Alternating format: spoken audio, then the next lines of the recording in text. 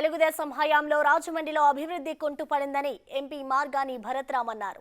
Rajahmundry city నుంచి ఎమ్మెల్యేగా పోటీ చేయాలని జగన్ ఆదేశించారని స్పష్టం చేశారు. గడిచిన 15 ఏళ్లుగా రాజమండ్రిలో టీడీపీ అధికారంలో ఉందని, రాజమండ్రి అభివృద్ధికి తెలుగుదేశం పార్టీ ఏం చేసిందో చెప్పాలని ఆయన డిమాండ్ చేస్తున్నారు.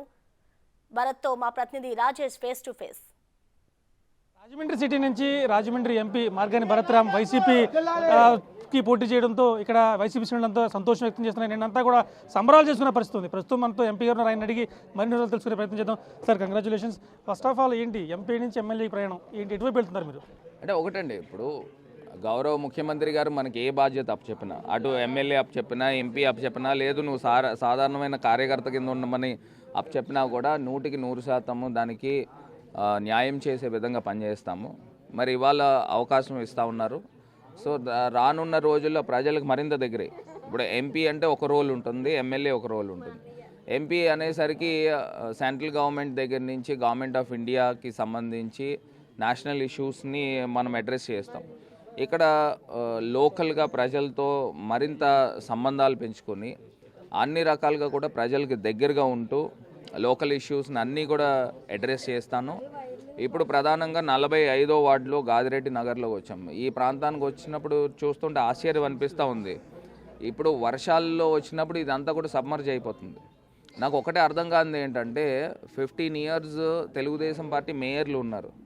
అసలు ఏం చేశారని అడుగుతున్నా. ఇన్ని సంవత్సరాలు ఎమ్మెల్యేల కింద పనిచేశారు. ఏదో రాజమండ్రి తెలుగుదేశం కంచుకోవడం చెప్తారు. ఏం చేశారు ప్రజలకు అని అడుగుతున్నా. అసలు ప్రజలు తెలుగుదేశం పార్టీకి ఎందుకు ఓట్లు వేయాలని అడుగుతున్నా. వర్క్ పరంగా చూసుకుంటే ఇప్పుడు దాకా 7 కాన్స్టిట్యున్సీలు కన్నేశారు. ఇప్పుడు మాత్రం సింగిల్ కాన్స్టిట్యున్సీ మీ వర్క్ మరింత ఈజీ అయిపోతుందని చెప్పొచ్చుంటారా?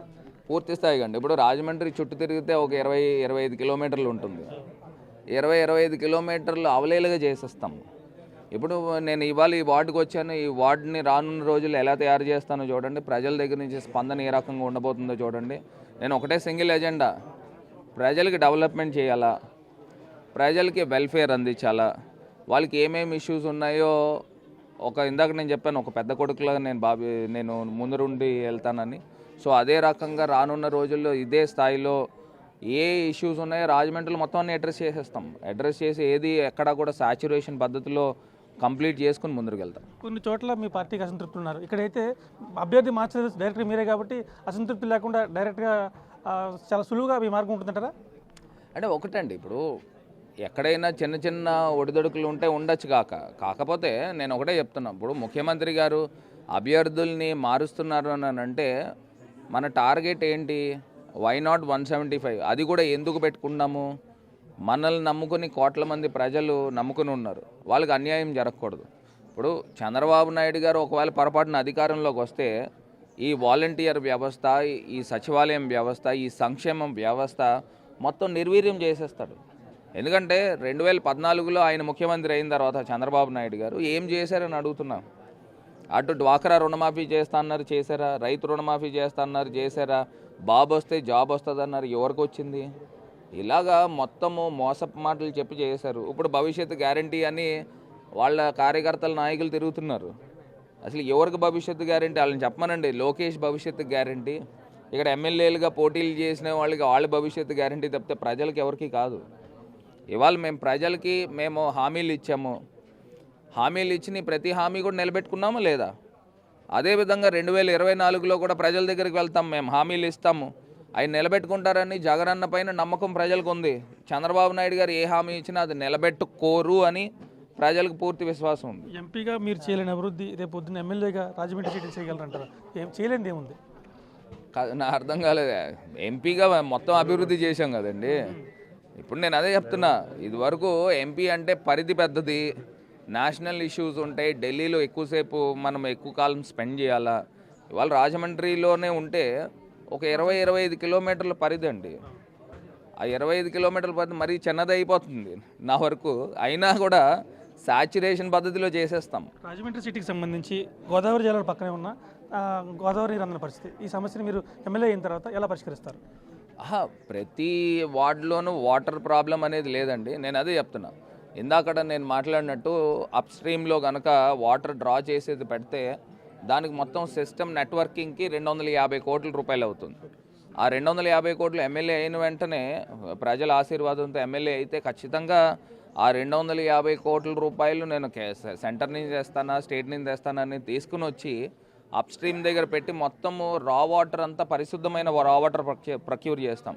నాకు ఒకటి ఆశ్చర్యం ఏంటంటే నల్లా ఛానల్ పక్కన వాటర్ ప్రొక్యూర్ చేయడం ఏంటండి, ఎంత దారుణం ఇది. అదే రకంగా డౌన్ స్ట్రీమ్లో వాటర్ ప్రొక్యూర్ చేస్తున్నారు, అది కరెక్ట్ అయిన పద్ధతి కాదు. సో ఖచ్చితంగా ఇప్పుడు నేను 7 నియోజకవర్గాలపైన తిరిగి నేషనల్ హైవేస్ పైన మేజర్ ఇన్ఫ్రాస్ట్రక్చర్ పైన కాన్సన్ట్రేట్ చేసాము. ఇప్పుడు మైక్రో లెవెల్లో వెళ్తాము, మైక్రో లెవెల్లోకి వెళ్ళి ప్రజలకి ఏమేమి ఇష్యూస్ ఉన్నాయో అడ్రస్ చేస్తాం. ఎంపీగా ఎమ్మెల్యేగా తర్వాత మంత్రి అని మీ అభిమానులు కార్యకర్తలు అన్నారు, దాన్ని ఎలా చూస్తారు? ఒకటండి, ఇప్పుడు అది మన చేతిలో లేదు. ఏదైనా దేవుడు ఆశీర్వాదం, ప్రజల ఆశీర్వాదం, జగనన్న దీవెనలు. ఏదైనా ఫస్ట్ ముందర ఎమ్మెల్యేగా ఆశీర్వాదం పొందాలి, ప్రజలకి ఏమేమి దగ్గరుండి చేయాలి. నాకేమి పెద్ద కోరికలు ఆశలు ఏమి లేవు. ఒకటి, మనకి ఏదైతే బాధ్యత అప్పచెప్తారో ఆ బాధ్యతని 100% నిర్వర్తిస్తాను. ఇప్పుడు ఎంపీగా చీఫ్ విప్గా ముఖ్యమంత్రి గారు అవకాశం ఇచ్చారు, అవకాశం ఇచ్చింది మ్యాక్సిమం ఢిల్లీ లెవెల్లో వర్క్ చేసాము, నాకు సాటిస్ఫాక్షన్ ఉంది. రేపు ఎమ్మెల్యేగా అవకాశం వస్తే ఖచ్చితంగా ప్రజలకి మరింత అభివృద్ధి రీతిలో తీసుకెళ్తాము. ఇప్పుడు దాకా రాజమండ్రిని ఎలా డెవలప్ చేసామో విశ్వ పటంలో రాజమహేంద్రవరం సిటీని పెడతా. ఇది మొత్తం చూసుకుంటే ఎంపీగా పోటీ చేసామా ఎమ్మెల్యేగా పోటీ చేసామా అనేది జగన్మోహన్ రెడ్డి నిర్ణయిస్తారు. అల్టిమేట్గా వైఎస్ఆర్సీపీని గెలిపించాలి, ఇక్కడ రాష్ట్ర అభివృద్ధిని మరింత మెరుగుపరచాలి, ముఖ్యంగా రాజమండ్రి సిటీకి సంబంధించి తాగునీటి సమస్యను వెంటనే పరిష్కరిస్తారని చెప్పి మార్గాని భరత్ హామీ ఇస్తున్నారు. కెమెరామెన్ రవిశంకర్తో రాజేష్, బిగ్ టీవీ, రాజమహేంద్రవరం.